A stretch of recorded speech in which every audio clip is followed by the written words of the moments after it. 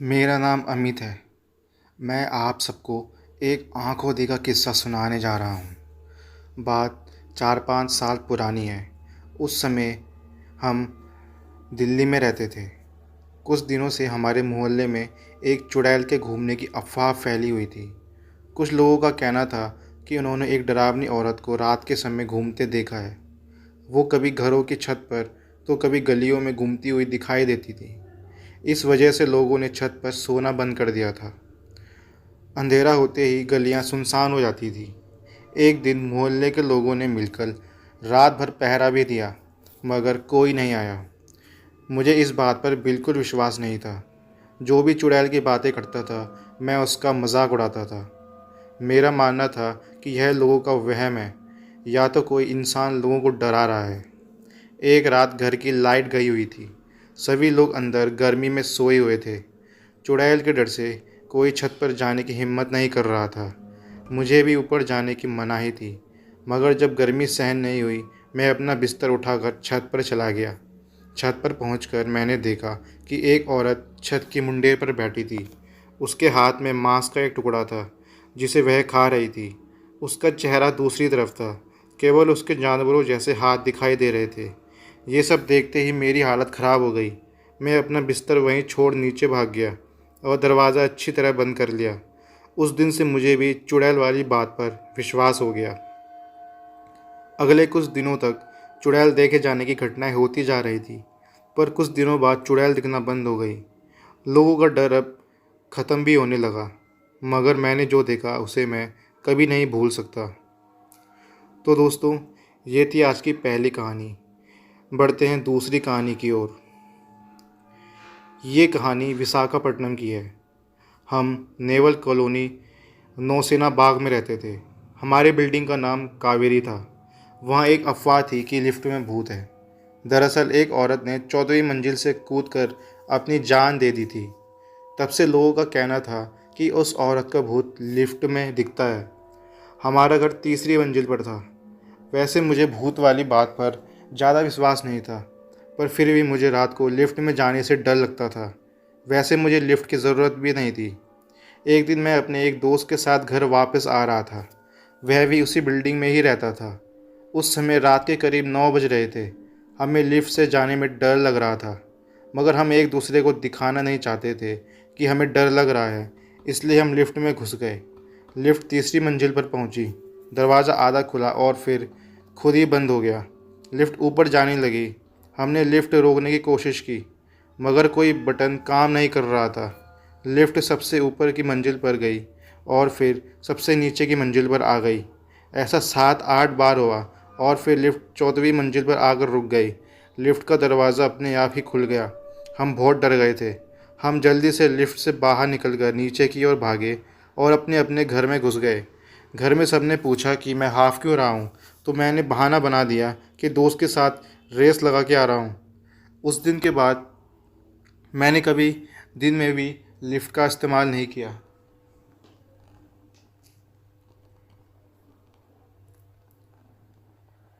तो बढ़ते हैं तीसरी कहानी की ओर। ये कहानी मेरे मामा के गांव की है। वहाँ गांव में मेरे 2 मामा और उनका परिवार रहा करता था। सब कुछ अच्छा चल रहा था, पर एक सड़क हादसे में मेरे बड़े मामा की मौत हो गई। इसके कुछ समय बाद मेरी बड़ी मामी की मृत्यु भी हो गई। इसके बाद मेरे छोटे मामा और उनका परिवार भी गांव का घर खाली करके शहर आ गए। पर कुछ महीने बाद मेरे छोटे मामा को गांव के घर जाना पड़ा उसकी मरम्मत करवाने के लिए। उन्होंने गांव में मरम्मत का काम शुरू कर दिया। एक दिन शाम को मरम्मत का काम ख़त्म करके छोटे मामा रात के करीब 7 बजे छत पे खड़े थे। उन्होंने देखा कि नीचे मेरी बड़ी मामी खुले बालों में आंगन में टहल रही है। ये नज़ारा देख के मेरे मामा की आंखें फटी की फटी रह गई। वो तुरंत नीचे की ओर भागे। जैसे ही वो सीढ़ियों के पास पहुँचे, उन्होंने देखा कि मेरी बड़ी मामी नीचे से चौथी सीढ़ी पर बैठी थी और पीछे गर्दन करके उन्हें घूर रही थी। ये देख के मेरे मामा बुरी तरह डर गए और अपना होश खो बैठे। इसके बाद उन्हें सुबह जब होश आया तो वो पड़ोसियों के घर चले गए। उन्होंने पड़ोसियों को पूरा नज़ारा सुनाया। इसके बाद मेरे मामा की तबीयत बुरी तरह ख़राब हो गई। वो जल्दी से शहर आ गए, पर उस रात को कभी भूल नहीं पाए। तो बढ़ते हैं अपनी चौथी कहानी की तरफ। दोस्तों, ये एक बहुत छोटा सा किस्सा है लेकिन मज़ेदार है, तो इसे सुनते हैं। ये एक छोटा सा किस्सा है। जिस स्कूल में मैं पढ़ता था वहाँ एक अफवाह थी कि ग्राउंड फ्लोर के टॉयलेट में भूत रहता है। वहाँ कोई अकेला नहीं जाता था। कुछ बच्चे तो फर्स्ट फ्लोर में टॉयलेट जाते थे, मगर भूत देखा किसी ने नहीं था। एक दिन मैं अकेला ही टॉयलेट गया, वहाँ कोई नहीं था। जब मैं वापस जा रहा था, किसी ने मुझे पीछे से धक्का दिया। मैं डर गया और बिना पीछे देखे तेज़ी से वहाँ से भाग गया। मुझे नहीं पता कि धक्का किसने मारा था, पर मैं फिर से वहाँ कभी अकेला नहीं गया। तो दोस्तों, बढ़ते हैं अपनी पांचवी कहानी की तरफ।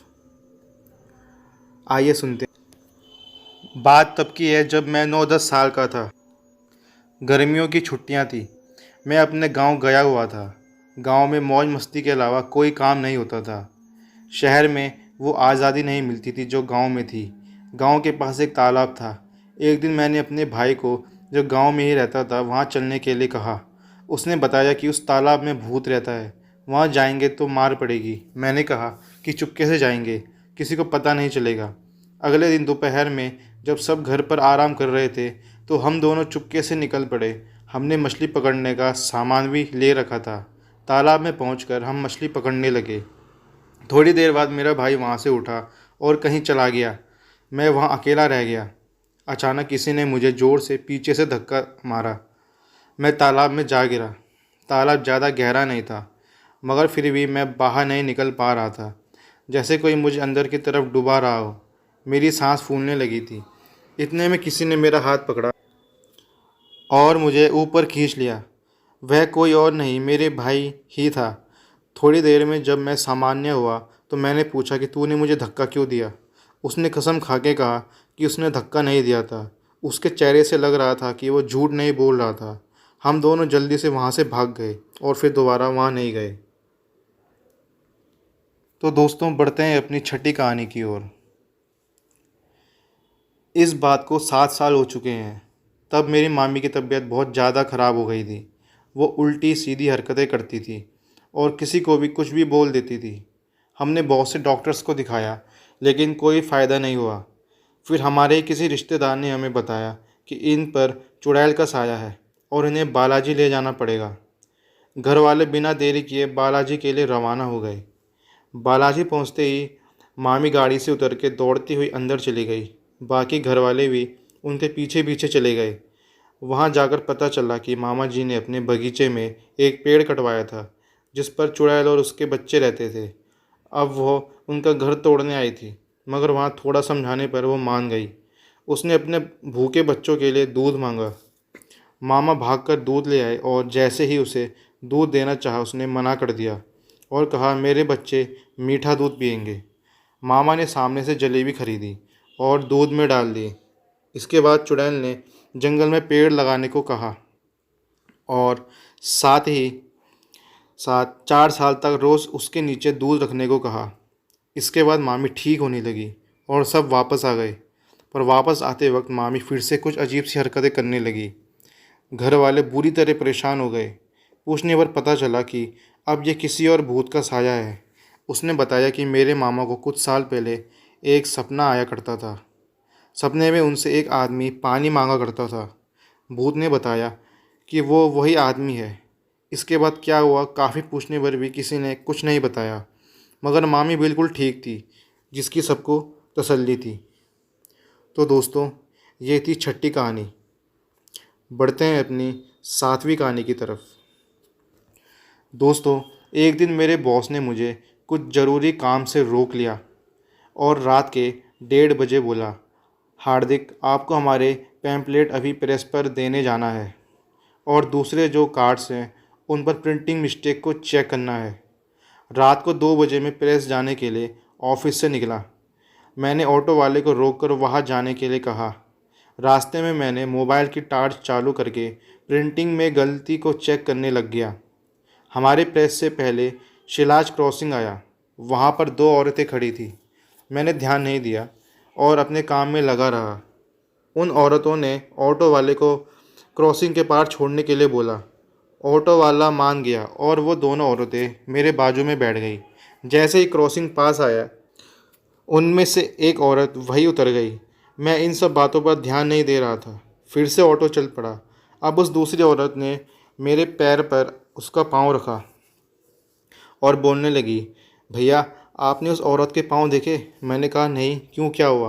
वो बोलने लगी, उसके दोनों पाँव उल्टे थे। मैं बोला, तो इसमें क्या हुआ? वो बोली, मेरे भी दोनों पाँव उल्टे हैं। उसके पाँव की तरफ देखते ही मैं और ड्राइवर दोनों बेहोश हो गए और सुबह 4 बजे जब बेहोशी से उठे तो मेरे दोस्त को फ़ोन करके मुझे ले जाने के लिए बुलाया। उस वाक़या के बाद मैं 15 दिन तक बीमार रहा। आज भी वो ऑटो में चुड़ैल की घटना को नहीं भूल पाया। तो दोस्तों, ये थी आज की कहानी। अगर आपको पसंद आई होगी तो इसी तरह से हमारे चैनल में प्यार बनाए रखिए। मिलते हैं आपको अगली वीडियो में। धन्यवाद।